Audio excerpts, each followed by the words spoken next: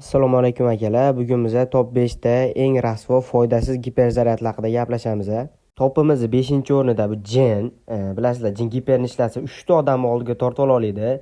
3 ta odamni oldiga tortib olgandan keyin ular sizlarga nima qilishini aytib o'tirmayman. Topimizning 3-o'rniga ikkilamasdan Sprout qo'ydim. Chunki Sprout giperzaryad bilan urganda bor yo'g'i 500 ron oladi. Bu menimcha bitta personaj uchun juda kam. Aniqoyat akalar, topimiz 2-o'rniga ham keldik. Men 2-o'ringa Will personajini tanladim.